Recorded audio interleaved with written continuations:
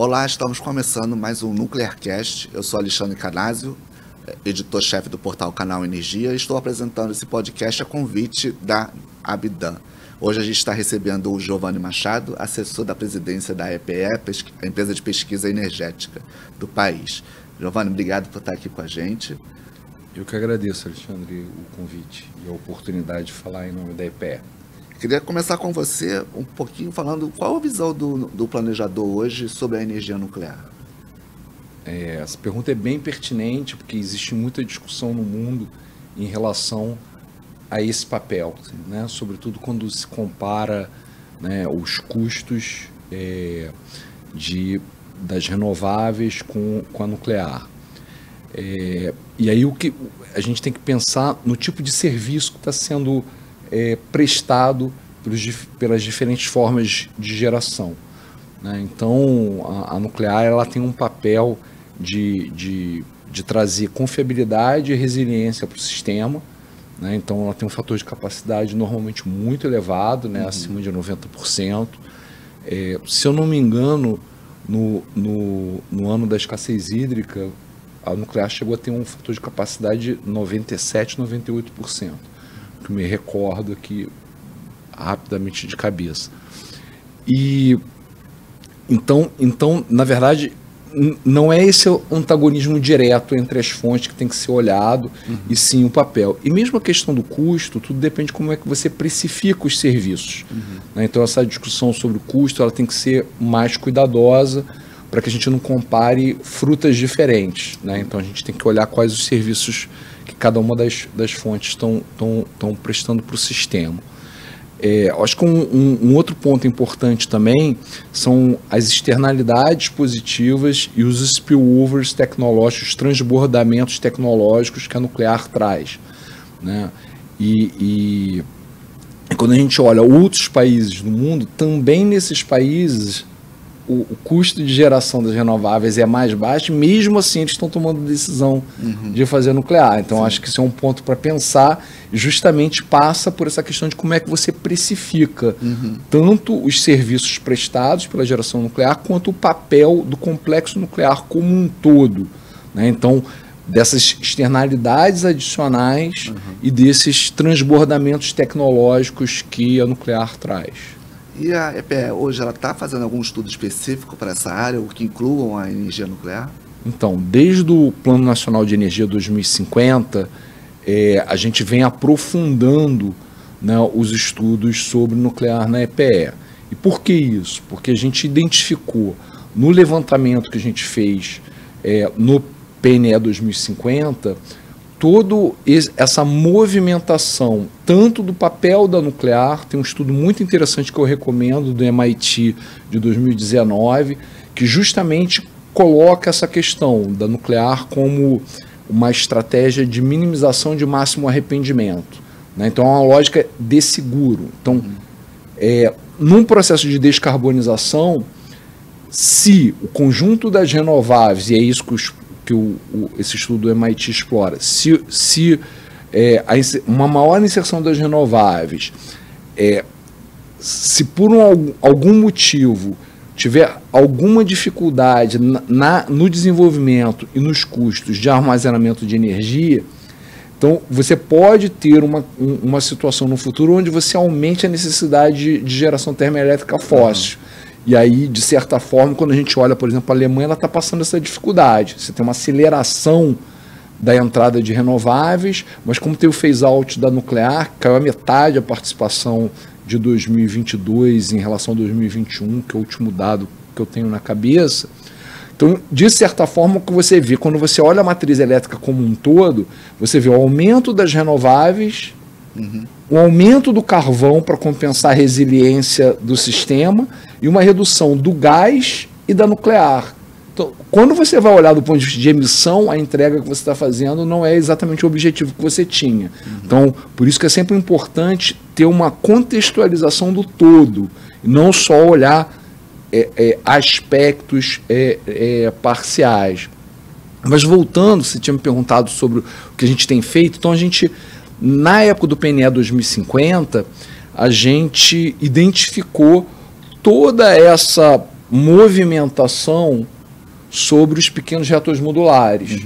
Né? E a gente entrou num CRP, né, que é o Coordinated Research Project da Agência Internacional de Energia Atômica, que é uma rede com várias instituições internacionais para discutir determinados temas. E esse tema, no caso, era o SMR. A gente entrou nessa rede internacional, então tem discutido isso, tem algumas publicações que a gente já fez, outras estão para ficar públicas, né? A gente ainda está no processo, é um processo grande, uma rede de 3 anos, que acabou atrasando um pouco por causa da pandemia, então mesmo, né, os diversos elos da rede internacionais também, a gente até ficou mais avançado, a agência recentemente comentou o aspecto do Brasil ter avançado mais nessa rede do que outros países, né?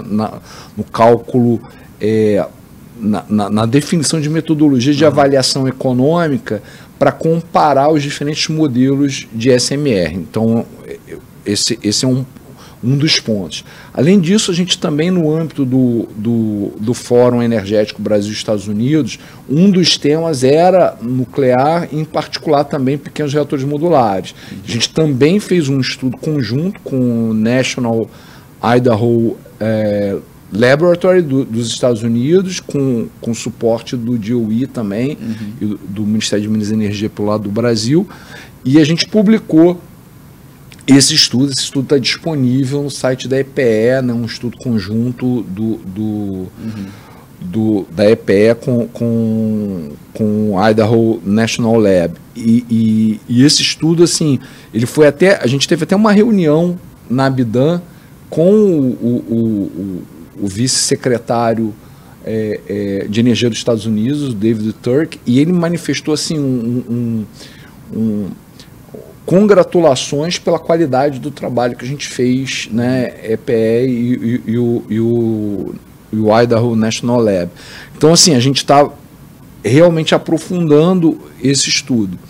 E, em particular, eu acho que é um ponto também muito importante de levantar, a gente criou, junto com a Abidan, né, EPE e a Abidan, o Fórum Permanente de SMR, de Pequenos Reatores Modulares, justamente para a gente pegar a pesquisa que a gente estava fazendo no internacional e discutir com os agentes, né, de mercado no Brasil para aumentar a concreticidade dos desafios do que a gente estava estudando. Então, ouvir também os agentes econômicos sobre pontos que a gente estava estudando na literatura especializada, internacional, mas ter uma visão também mais prática do agente. Então, a gente era como se fosse, vamos dizer assim, um teste, né, prático da percepção, da visão que a gente estava montando sobre os diferentes aspectos da tecnologia. O SMR, ele é o futuro da energia nuclear? Vocês estão vendo isso? Olha, o SMR, ele vem numa tentativa de superar os 2 grandes gargalos, né, os 2 grandes desafios, né, de grandes projetos nucleares, né, que são o crescimento do custo ao longo do projeto, né, os cost overruns, e também a saída do cronograma da obra, atrasos na obra, que são o time overrun. E esses 2 aspectos, o que eles fazem? Eles aumentam em muito o custo financeiro por conta do custo dos juros sobre o período de construção. E isso traz um crescimento do custo para empreendimentos nucleares de grande porte, né? Obviamente, esses desafios dos empreendimentos nucleares de grande porte, eles foram mais importantes, têm sido mais importantes, mais desafiadores nos países ocidentais do que nos países do leste, né, da Ásia e do Oriente Médio. Então a gente vê assim, tanto o tempo de construção quanto o custo de construção muito menores no mundo oriental do que no ocidental. E isso, obviamente, tem explicação, vamos dizer assim, técnica, né? Por conta dos acidentes, né, os 3 grandes acidentes da nuclear, houve uma alteração sistemática dos padrões de regulação e de segurança. E muitas vezes isso acontecia durante o processo de desenho de um novo reator ou durante o processo de construção de uma nova planta. E aí você parava a obra para adaptar o projeto. Porque é um processo longo, né? Que é um processo longo. Então isso trouxe desafios adicionais. E aí, qual é a ideia do SMR? Bom, vou diminuir o custo primeiro porque eu consigo modularizar.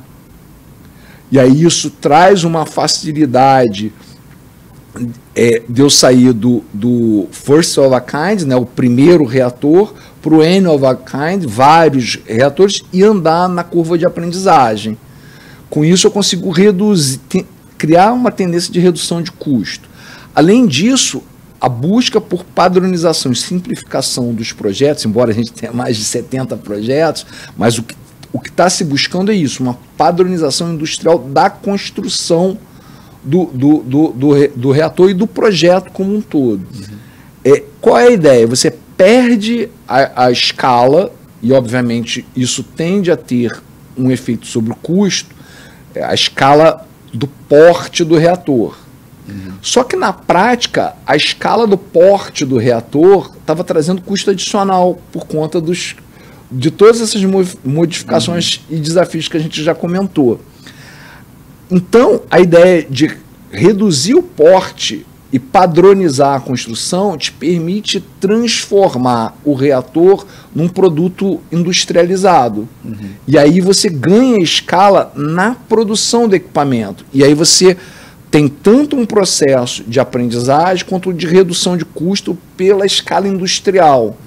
Então, mal comparando, né, se a gente pensar o que aconteceu nas renováveis, eles padronizaram tecnologia, andaram na curva de aprendizagem, andaram na escala produtiva e isso foi reduzindo o custo.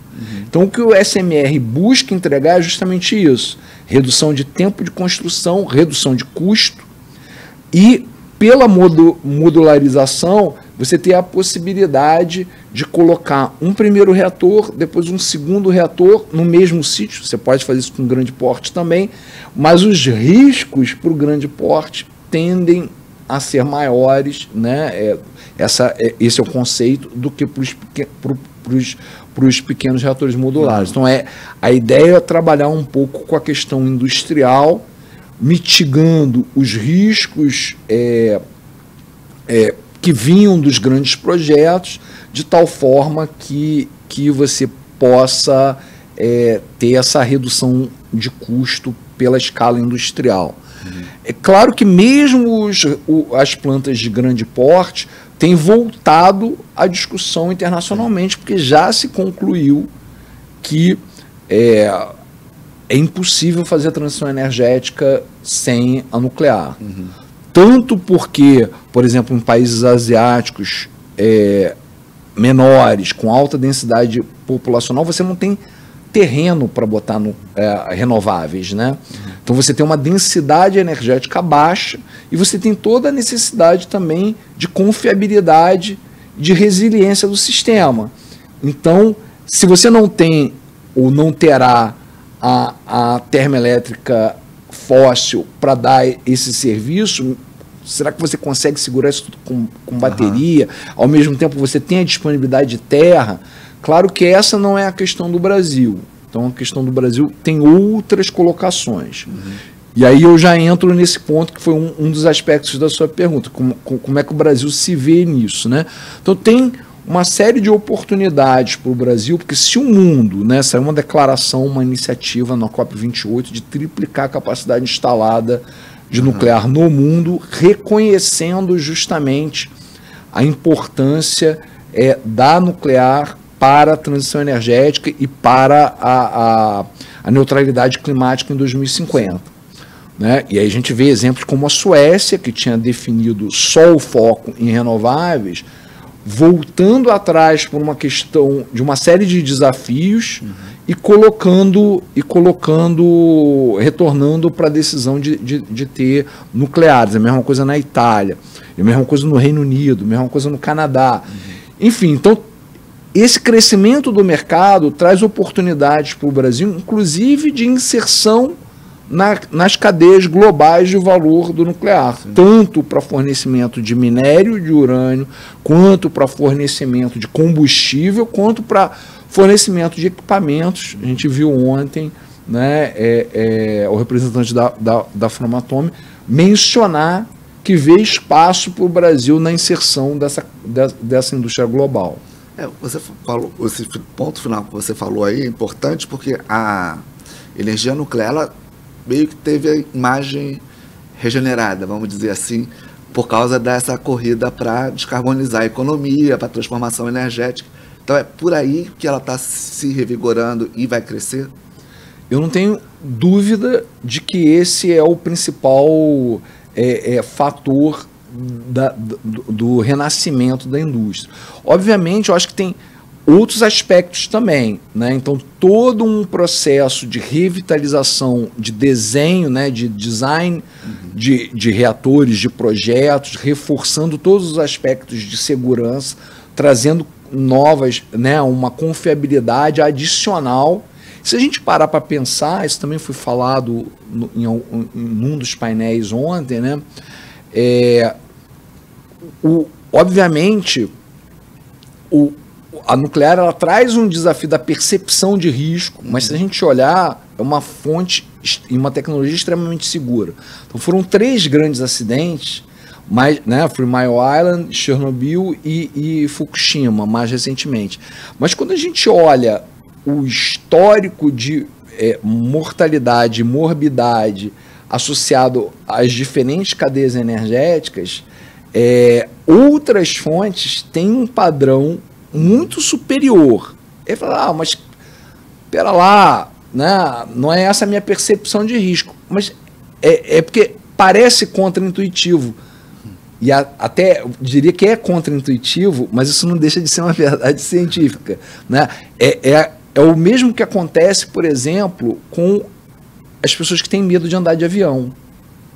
Porque elas olham e falam assim, não, se o avião cair, morre todo mundo. Só que elas só olham o impacto do evento, e o risco não é o impacto do evento, o risco é o impacto do evento vezes a probabilidade de ocorrência do evento. Morre muito mais gente viajando de carro. Sim. E, no entanto, algumas pessoas desenvolvem, né, uma percepção de risco de que o avião é mais arriscado, quando estatisticamente é o contrário. O avião é mais seguro, porque você mitiga muito mais o risco do que fazer a viagem de carro ou de ônibus. Então, acho que são exemplos que são importantes da gente comunicar com a sociedade, com os stakeholders, para que eles entendam o padrão de segurança dessa indústria. Um outro ponto interessante também sobre percepção de risco é quando você vai nas comunidades em torno. É porque a gente tem só 2 usinas no Brasil. Agora, a percepção de risco da população em Angra é totalmente diferente, ao contrário. São super favoráveis à usina, porque eles eles percebem os benefícios e veem que o padrão de segurança é muito elevado. Né? E a mesma coisa acontece em outros países. Então, populações que residem próximas a centrais nucleares no mundo, elas tendem a ter uma percepção muito mais positiva da fonte. Então, eu acho que esse também é um aspecto que a gente deveria explorar em comunicação, e vocês que são mídias especializadas têm um papel muito relevante nisso, porque a gente que é muito técnico, às vezes a gente tem muita dificuldade de comunicar esses aspectos, né, para a sociedade. Então, acho que é um trabalho conjunto importante de conscientização,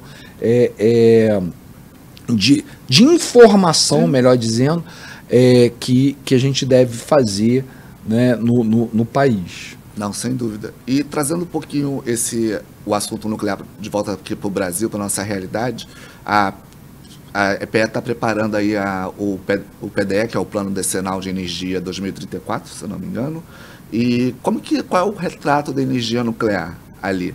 Porque nas conversas que a gente está tendo aqui no Nuclearcast, com os empresários principalmente, queremos ver Angra 3 lá. Eles vão ver Angra 3 no PDE? Sim, então, a gente está num processo de elaboração do PDE. Né? Quando a gente olha esses aspectos, bom, primeiro, uma leitura atenta da Lei 14.120, a gente vê que o que a gente está discutindo são as condições de financiamento. Claro que a decisão precisa ser tomada, mas uma leitura atenta da lei faz a gente perceber que vamos dizer assim, o caminho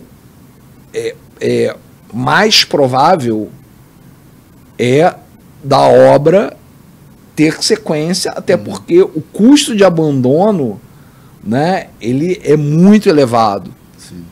Né? Então, e a usina ela traz serviços para o sistema que são importantes.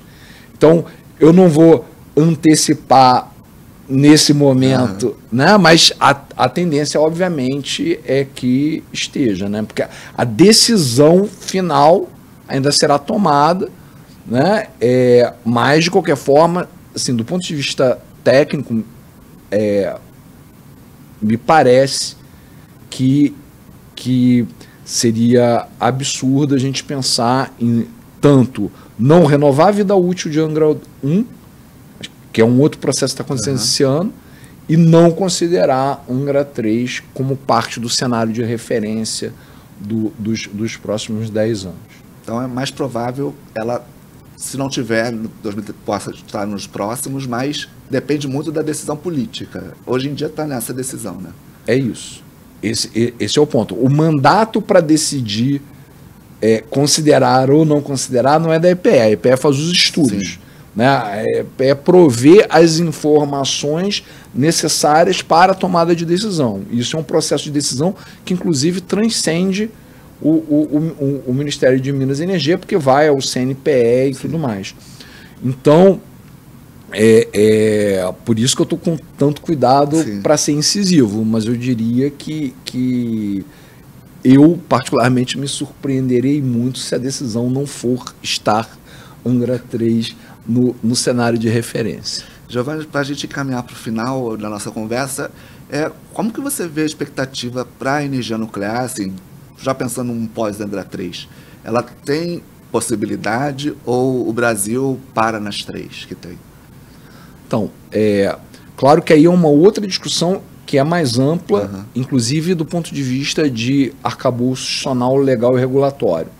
Né? Então, o artigo 225, se eu não me engano, inciso 23, parágrafo 6º da Constituição Federal, ele coloca que novas plantas, né, precisam ser discutidas, ter lei específica para aprovação. Tem uma discussão da interpretação desse artigo, mas isso só reforça o que eu vou falar. Na verdade, tem algumas questões de arcabouço institucional, legal e regulatório que estão em discussão, né, e que precisam ser definidas para a sequência, né, de outros empreendimentos. Né? Então, Angra 3 o projeto ele é anterior à Constituição de 88, então ele não entra, né, ele já estava aprovado, ele não entra nesse arcabouço. Inclusive tem uma decisão do Supremo Tribunal Federal sobre esse assunto.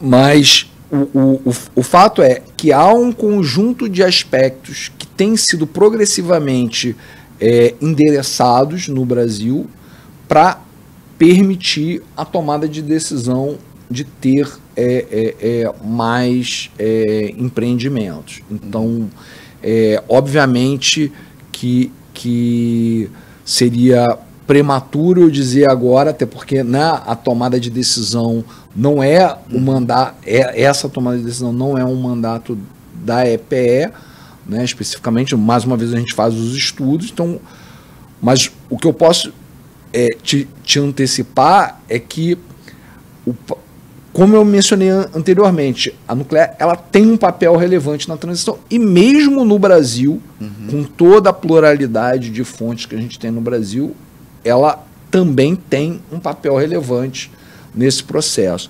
O último ponto que eu queria falar sobre isso, sobre esse aspecto é não olhar só a geração termoelétrica, né? Então tem uma indústria nuclear, que é um complexo nuclear, na verdade, que tem vários aspectos muito importantes, né? No painel que eu moderei ontem sobre SMR, no final eu coloquei a questão do submarino. A gente está falando sobre transição energética, sobre não ter emissão, e aí no futuro, né,